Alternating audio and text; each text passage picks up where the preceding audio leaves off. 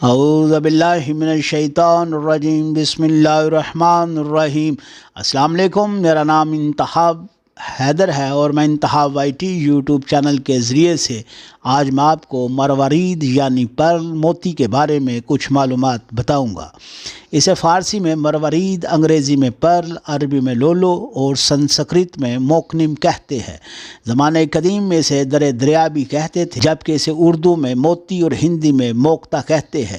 مروارید اپنی خوش رنگت اور حسن کے باعث بہت استعمال کیا جاتا ہے۔ خواتین میں اس کا استعمال بہت زیادہ ہے۔ یہ بڑا پیش قیمت اور قدیمی جواہر ہے۔ اس کی چمک دمک، خوش رنگت اور عمدہ گول شکل دل کو بھاتی ہے۔ شاعروں نے اپنی غزلیات میں اس کو استعارہ کے طور پر استعمال کیا ہے، خاص طور پر محبوب کے سفید دانتوں کو موتیوں سے تشبیہ دیتے ہیں۔ ہندوستان میں موتیوں کے استعمال کا رواج تمام ممالک سے پہلے پڑا تھا۔ کئی قدیمی کتب کے مطالعے سے معلوم ہوتا ہے کہ یہ جواہر زمانے قدیم سے چلا آ رہا ہے۔ ہندوؤں کی قدیم کتب میں اس کے پہننے اور دیوتاؤں کے آگے چڑھاوا چڑھانے کے کئی طریقے درج ہیں، جن کا یہاں پر ذکر کرنا مناسب معلوم نہیں ہوتا۔ قدیم زمانے میں مصر اور ایشیا کے لوگ نہ صرف مروارید کا استعمال جسمانی زیبائش کے لیے کرتے تھے، بلکہ انہیں بتوں کے آگے چڑھانے کے لیے ثواب کی غرض سے بڑے شوق کے ساتھ خریدتے تھے۔ ایرانی عمرا اپنے کانوں میں موتیوں کی بالیاں پہنتے تھے، اسی طرح یونان میں بھی موتیوں کی بالیاں پہنی جاتی تھی۔ 2500 سال قبل مسیحی مروارید حراج میں دیے جاتے تھے اور 2 صدی قبل از مسیحا لوگ اس کو اس قدر پہننے لگے کہ علماء وقت نے اس عیاشی کے خلاف کئی مضمون لکھے۔ رومیوں میں مروارید کا استعمال زمانے قدیم سے چلا آ رہا ہے۔ شاہ روم کے محل میں ایک بہت بڑا موتیوں کا خزانہ تھا۔ اہل روم میں مروارید کے استعمال کا اس قدر رواج تھا کہ ان کی عورتیں انتہائی پیش قیمت موتیوں کی مالا زیب تن کیا کرتی تھی، اور اکثر عورتیں تہوار کے موقعوں پر موتی کرائے پر لے لیتی تھی۔ مروارید کو دیگر جواہرات کی طرح تراشا نہیں جاتا اور نہ ہی پالش کیا جاتا ہے۔ اس میں قدرتی چمک دمک ہوتی ہے۔ بے داغ اور انتہائی چمک رکھنے والا موتی درِ شہوار کہلاتا ہے۔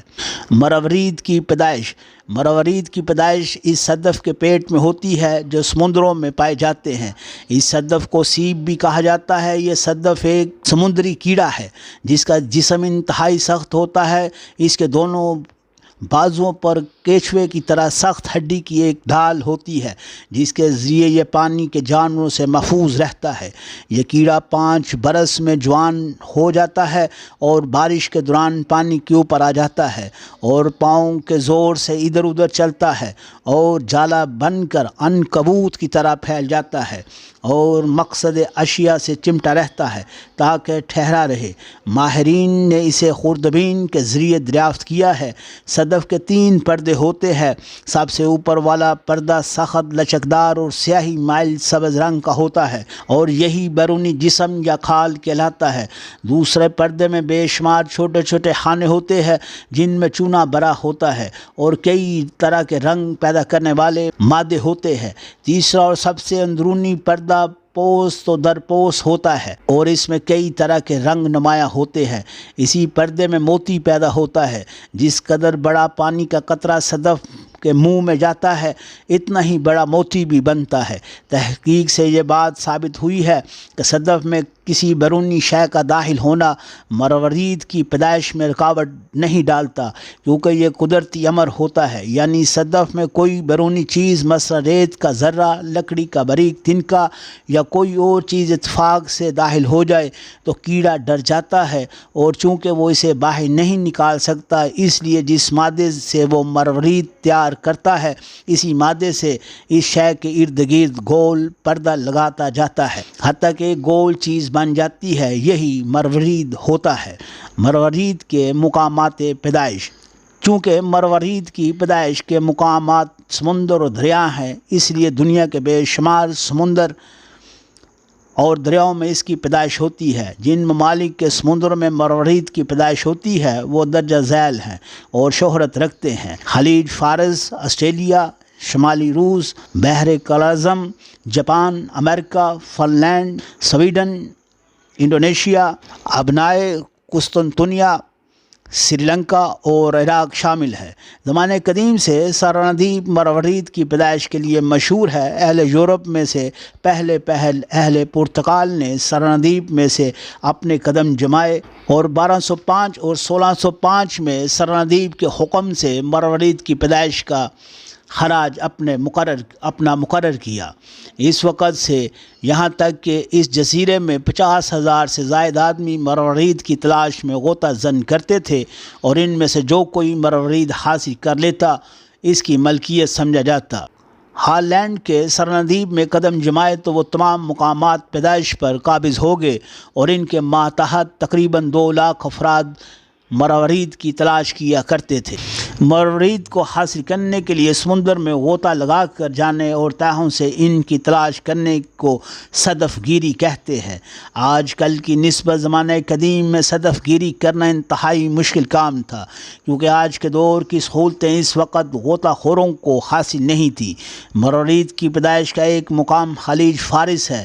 اس مقام پر سب سے زیادہ غوطہ زنی جزیرہ بحرین کے متصل ہوتی ہے۔ اس کے علاوہ عرب کے ساحل کے اور بھی کئی مقامات پر صدف گیری ہوتی ہے۔ سمندروں کے علاوہ دریاؤں سے بھی مروارید کی تلاش زمانہ قدیم سے ہوتی چلی آ رہی ہے۔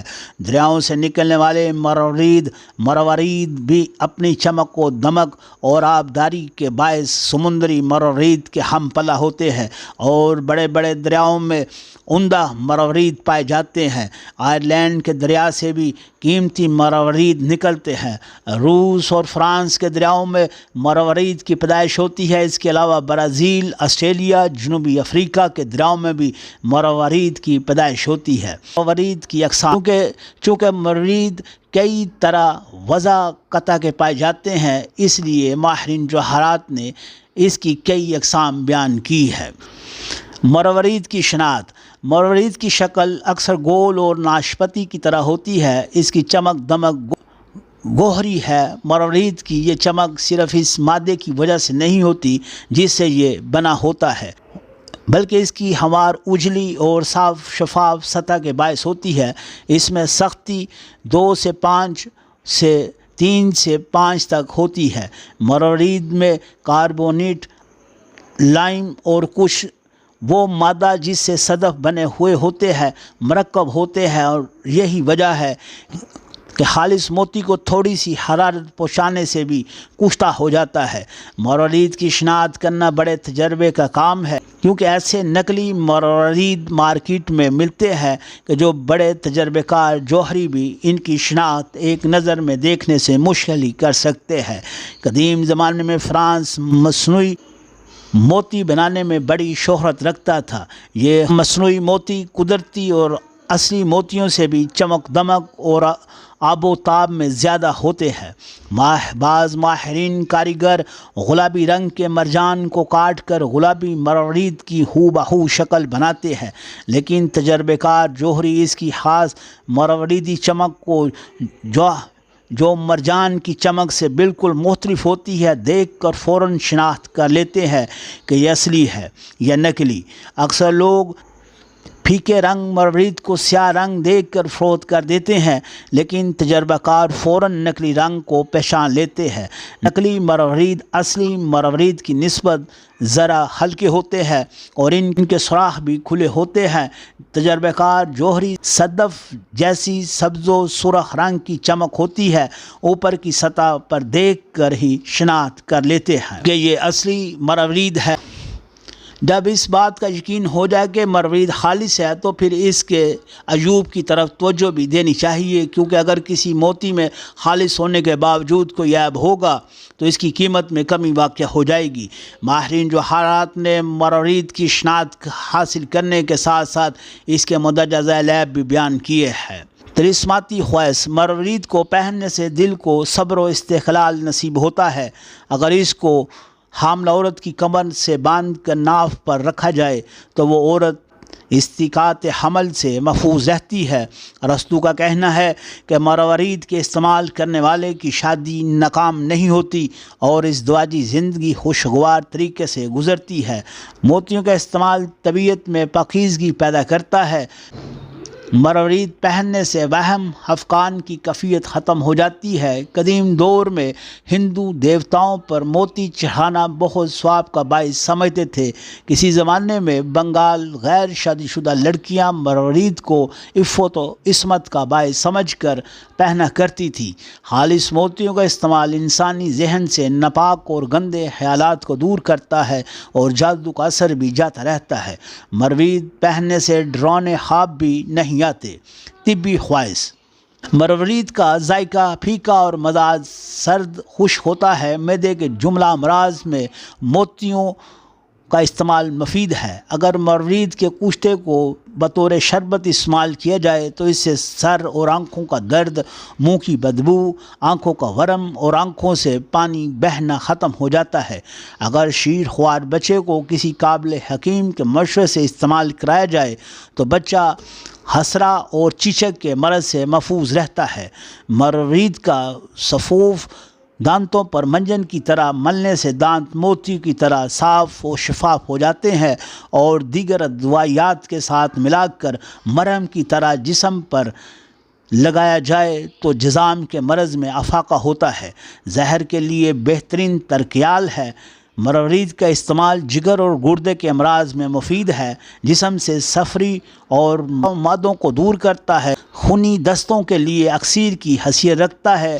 سچے موتیوں کا سرما آنکھ کی بینائی کو تیز کرتا ہے۔ عورتوں کے جملہ امراض میں موتیوں فائدہ دیتے ہیں۔ اس کے کشتے کے استعمال سے حیض کی رکاوٹ دور ہوتی ہے۔ لکوریے کے مرض میں فائدہ ہوتا ہے اور رحم کی خرابیاں دور ہو جاتی ہیں۔ یرقان کے مرض میں اس کا استعمال مفید ہے۔